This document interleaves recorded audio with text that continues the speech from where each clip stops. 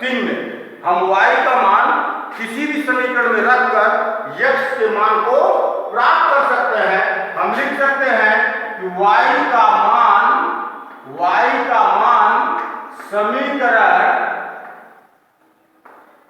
समीकरण 3 में रखने पर समीकरण 3 है क्या, x = 7 - y, y का वैल्यू 3 है, x = 7 - 3 और x का वैल्यू कितना आपको प्राप्त हो जाता है 4। ध्यान दीजिएगा, यह है आपका प्रतिस्थापन विधि और इस विधि से हम बहुत आसानी से किसी भी द्विचर रैखिक समीकरण के हल को प्राप्त कर सकते हैं। एक बार फिर से देखिएगा, ये समीकरण दिया हुआ है x + y = 7, ये 3x - y = 9, ये दो युगपत समीकरण दिए गए हैं। हमको प्रतिस्थापन विधि से इसको हल करना है। तो देखिएगा हम क्या करते हैं, समीकरण 1 से हम x + y = 7 को लेते हैं और यहाँ से हम x का मान y के पदों में प्राप्त करते हैं, y को ट्रांसफर कर देते हैं दूसरे साइड, तो यहाँ पर ये प्लस है, दूसरे साइड जाएगा माइनस हो जाएगा, x = 7 - y हो जाएगा। इसको हम बना लेंगे समीकरण 3। ये समीकरण 3 बन गया।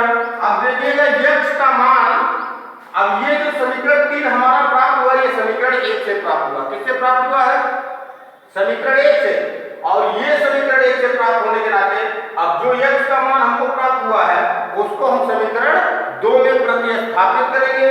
समीकरण 2 है क्या, 3x - y = 9, ये आपका समीकरण 2 है। यहाँ पर देखिएगा 3 का मल्टीपल x के साथ हुआ है, यहाँ x का वैल्यू 7 - y है, तो 3 का मल्टीपल 7 - y के साथ हो जाएगा। यहाँ पर देखिएगा हमने मल्टीपल करवाया, 3 का मल्टीपल 7 में होगा 21 होगा, 3 का मल्टीपल -y में होगा -3y होगा। यहाँ पर -y ऑलरेडी पहले से है = 9, यहाँ पर देखिएगा -3 और -y दोनों ऐड हो जाएंगे, ये -4 हो जाएगा, ये 21 है।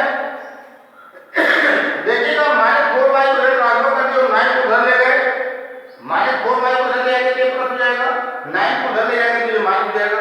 21 से 9 को जब हम माइनस करेंगे तो 12 आएगा। कितना आएगा, 12। और यहाँ पर देखिएगा 4 का मल्टीपल y के साथ हुआ है, 4 को हम दूसरे साइड ले जाएंगे तो ये डिवीजन हो जाएगा, तो y = हो जाएगा 12/4, 4 से 12 कट जाएगा, 4 × 4 = 12, तो यहाँ से y का वैल्यू आपको कितना प्राप्त हो गया, 3 प्राप्त हो गया। इस तरीके से अब y का मान जो है वो हम समीकरण 3 में रखते हैं। जब y का मान समीकरण 3 में रखेंगे तो x = 7 - y, ये समीकरण 3 है। जब हम y का मान 3 रखेंगे तो x = 7 - 3, यानी x का मान 4 प्राप्त होगा। इस तरीके से आप किसी भी युगपत समीकरण को प्रतिस्थापन विधि से हल कर सकते हैं। आइए कुछ और हम क्वेश्चंस लेते हैं और उनको हल करने का प्रयास करते हैं। देखिए बच्चों, दूसरा क्वेश्चन, नेक्स्ट क्वेश्चन हम देखते हैं। इसमें देखिएगा ये कह रहा है कि 0.2x + 0.3y = 1.3 और 0.4x + 0.5y = 2.3 कह रहा है। इसको आपको प्रतिस्थापन विधि से हल करना है। जैसा कि पिछले क्वेश्चन में भी मैंने आपको ये बताने का प्रयास किया कि किस तरीके से हम प्रतिस्थापन विधि से हल करते हैं। इसमें देखिएगा हम समीकरण, दो समीकरण युग्म दिया गया है, तो एक को समीकरण 1 और दूसरे को समीकरण 2 बना लेते हैं। जब समीकरण 1 या 2 बन जाता है तो हम समीकरण 1 से या समीकरण 2 से x का या y का मान दूसरे चलराशि के पदों में प्राप्त करते हैं। यहाँ पर देखिएगा, अगर हम समीकरण 1 की बात करें, समीकरण 1 से देखिएगा, समीकरण 1 है क्या, 0.2x + 0.3y = 1.3। यहाँ से देखिएगा हम x का या y का मान प्राप्त करेंगे। अगर हम y को ट्रांसफर करते हैं, यहाँ प्लस उस साइड जाएगा तो ये माइनस हो जाएगा, 0.2x = 1.3 - 0.3y हो जाएगा। यहाँ पर देखिएगा 0.2 का मल्टीपल हुआ है, तो इसको अगर ट्रांसफर करेंगे तो x का मान हमको प्राप्त होगा 1.3 - 0.3y 3y बाई 0.2 होगा। ठीक, अब देखिएगा हम करते क्या है, हम अंश और हर में 10 का गुणा करवा देते हैं। अंश और हर में जब 10 का हम गुणा करवाएंगे तो इनके मान में कोई परिवर्तन नहीं होगा।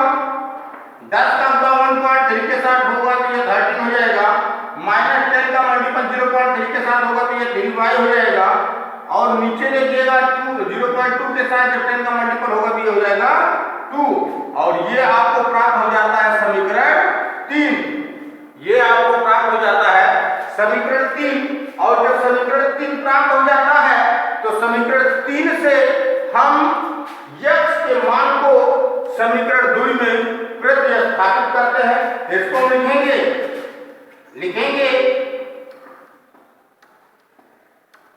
समीकरण 3 से x के मान को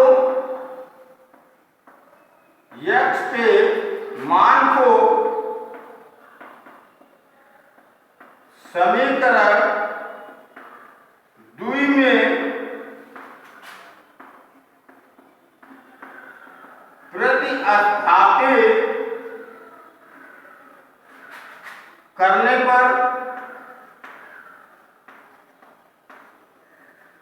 अब देखिएगा x का मान हम समीकरण 2 में प्रतिस्थापित करते हैं।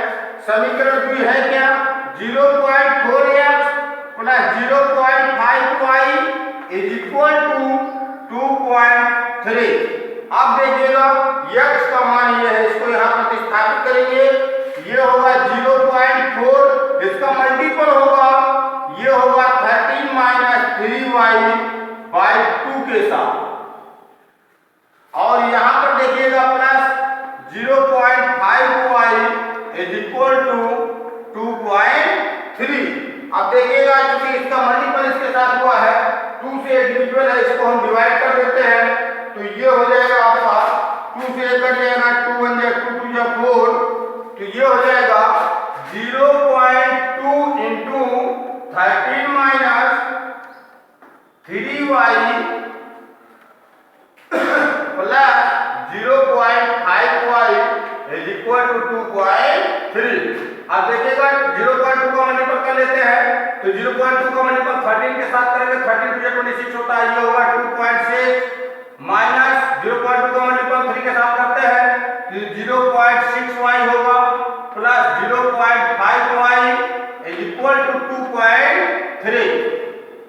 अब देखिएगा 0.6y से जब हम 0.5y, चूंकि ये माइनस है ये प्लस है, ये अधिक है ये कम है, तो इसमें से इसको सब्ट्रैक्ट करेंगे तो 6 से 5 जाएगा, 1 बचेगा, वो लिखा नहीं जाता है।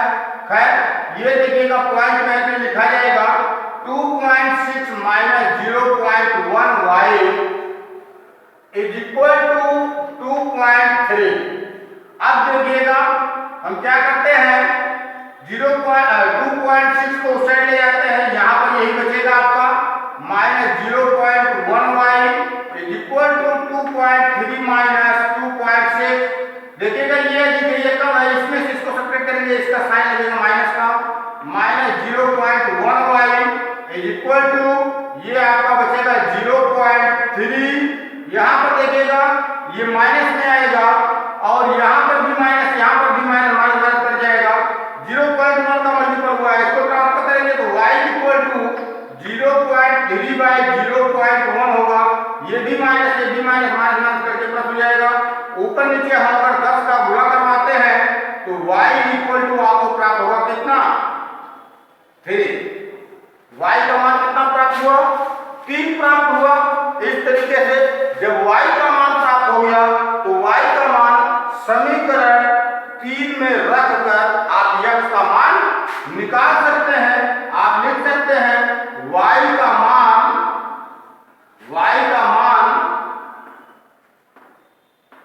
समीकरण 3 में रखने पर, समीकरण 3 में रखने पर जब y का मान समीकरण 3 है क्या, समीकरण 3 है x is equal to 13 minus 3y by 2। यहाँ पर हम देखिएगा y का मान 3 रखेंगे तो x equal to 13 minus 3 into 3 हो जाएगा बाई 2। x इक्वल टू ये 3 3 जा 9 होगा, 3 3 का 9 होगा, 13 में से जब 9 माइनस करेंगे तो 4 आएगा, ये हो जाएगा 4/2, 2 से 4 कटेगा, 2 करने 2 दूनी 4, यानी x का मान आपको प्राप्त होता है 2। x का मान कितना प्राप्त हुआ? 2 प्राप्त हुआ। इस तरीके से आप किसी भी दिए गए युगपत समीकरण का हल प्रतिस्थापन विधि से प्राप्त कर सकते हैं। आपको कोई दिक्कत, कोई समस्या नहीं आएगी। ये क्वेश्चन आपका एनसीईआरटी बुक का था और हम समझते हैं आपको कोई दिक्कत नहीं होनी चाहिए इस प्रकार के प्रश्नों को हल करने के लिए। देखिएगा, जैसा कि वीडियो आप लोगों का बड़ा हो रहा है, फिर भी हम चाहेंगे कि एक आध क्वेश्चन और आपको बताया जाए। देखिएगा बच्चों, अब हम कुछ प्रॉब्लम सॉल्विंग की तरफ बढ़ते हैं, कुछ ऐसे प्रश्न की तरफ बढ़ते हैं जो समस्यात्मक होते हैं। यहाँ पर देखिएगा, आपको समीकरण खुद बनाना है और उसके बाद आपको प्रतिस्थापन विधि से हल करना है। देखिएगा क्या कह रहा है। कह रहा आफ्ताब अपनी पुत्री से कहता है, आफ्ताब एक आदमी है, वह अपनी पुत्री से कहता है कि 7 वर्ष पूर्व यानी 7 वर्ष पहले, आज से 7 वर्ष पहले मैं तुमसे 7 गुनी आयु का था। कह रहा आज से 7 वर्ष पहले मैं तुमसे 7 गुनी आयु का था और अब से 3 वर्ष बाद, अब से 3 वर्ष बाद मैं तुमसे केवल 3 गुनी आयु का रह जाऊंगा। ठीक, तो कह रहा है आफ्ताब का और उसके पुत्री की वर्तमान आयु आपको बतानी है, ज्ञात करनी है। तो देखिएगा किस तरीके से हम किसी दिए गए समस्यात्मक प्रश्न से समीकरण को बनाते हैं और उसको हल करते हैं। यहाँ पर देखिएगा 2 लोगों की आयु का जिक्र हो रहा है, एक तो आफ्ताब की आयु का और दूसरा आफ्ताब के पुत्री की आयु का। तो देखिएगा हम मान लेते हैं कि माना आफ्ताब और उसकी पुत्री की वर्तमान आयु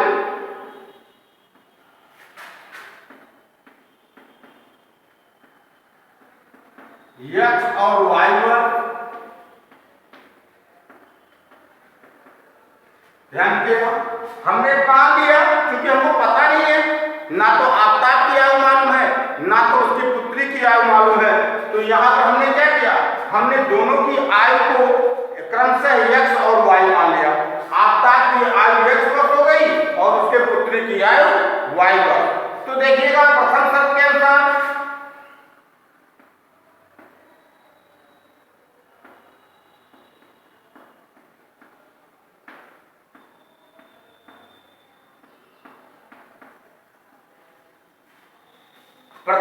अनुसार क्या कह रहा है? प्रथम शर्त के अनुसार कह रहा है 7 वर्ष पूर्व। 7 वर्ष पूर्व माने 7 वर्ष पहले, 7 वर्ष पहले 7 गुनी आयु का था। कौन? आफ्ताब। किससे? अपनी पुत्री से। तो देखिएगा अब चूंकि वर्तमान आयु दोनों का यही है तो ये हो जाएगा x - 7 और ये हो जाएगा y - 7। ठीक, ये 7 वर्ष पूर्व दोनों की आयु हो गई, ये आफ्ताब की आयु हो गई, ये पुत्री की आयु हो गई। दोनों ध्यान दीजिएगा, ये पुत्री की जो आयु है ये 7 गुनी कम है किससे? आफ्ताब की आयु से। तो अगर हम आफ्ताब की और पुत्री की दोनों की आयु को बराबर करना चाहते हैं तो पुत्री की आयु को हम 7 गुना कर देते हैं तो दोनों की आयु क्या होगी?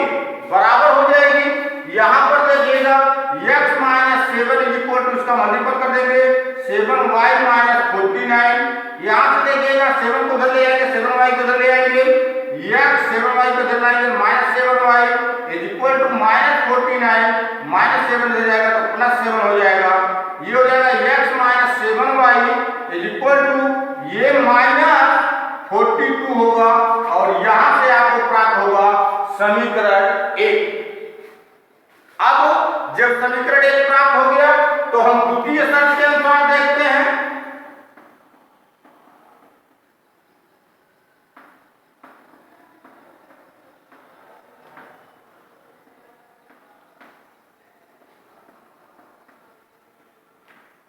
द्वितीय शर्त के अनुसार क्या कह रहा है कि 3 वर्ष बाद, आज से वर्तमान से 3 वर्ष बाद, अब 3 वर्ष बाद वर्तमान की आयु चूंकि x और y है तो 3 वर्ष बाद इसकी आयु हो जाएगी x + 3 और इसकी आयु हो जाएगी y + 3। ये तो हो गया 3 वर्ष बाद दोनों की आयु। अब कह रहा है कि आफ्ताब कह रहा है कि मैं 3 गुना रह जाऊंगा, यानी कि अभी भी आफ्ताब की आयु क्या है 3 गुनी है पुत्री की आयु से। हम दोनों के आयु को बराबर करेंगे तो पुत्री की आयु में हम 3 का क्या करेंगे गुणा करवा देंगे, यानी पुत्री की आयु का 3 गुना कर देंगे तो उसके पिता की आयु के क्या होगा बराबर हो जाएगा। अब देखिएगा मल्टीपल करवा लेते हैं। x + 3 = 3y + 9, 3y को उधर ले जाते हैं, 3 को उधर ले जाते हैं, x - 3y = 9 - 3 या x - 3y = 6।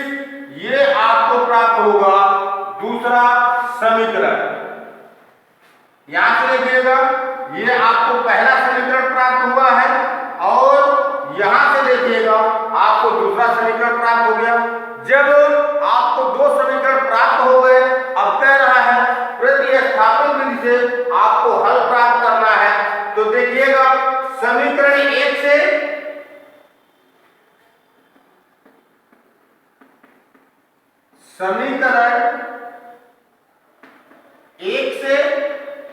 समीकरण 1 है क्या ये x - 7y = -42 है।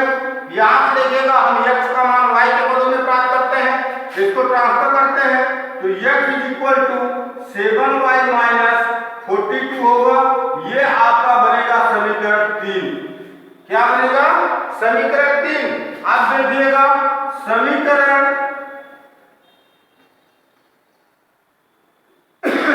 समीकरण 3 से x का मान या x का मान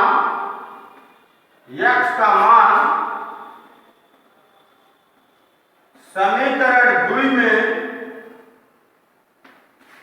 प्रतिस्थापित करने पर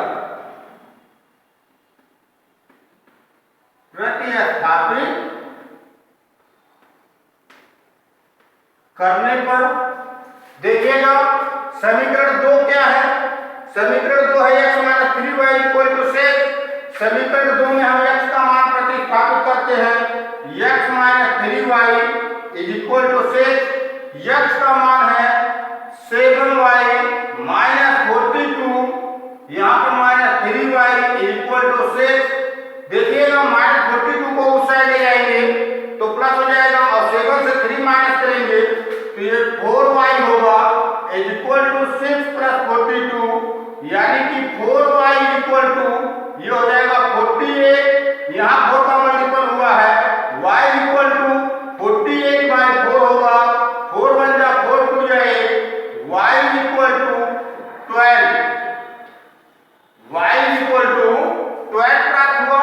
y क्या था y थी पुत्री की वर्तमान आयु, यानी पुत्री की वर्तमान आयु 12 वर्ष है और जब पुत्री की वर्तमान आयु आपको y का मान प्राप्त हो गया तो आप y का मान चाहे समीकरण 1 में, चाहे समीकरण 2 में, चाहे समीकरण 3 में रखकर x के मान को प्राप्त कर सकते हैं। आप लिख सकते हैं, आप दिखा सकते हैं कि y का मान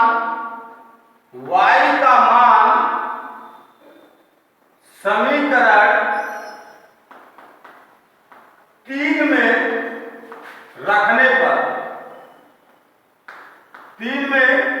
रखने पर समीकरण 3 क्या है।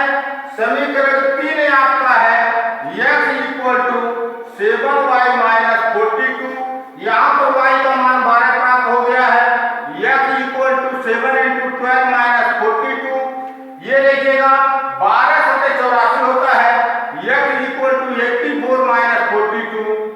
यक्स का वैल्यू यहां से हमको प्राप्त होगा और ये प्राप्त होगा 42।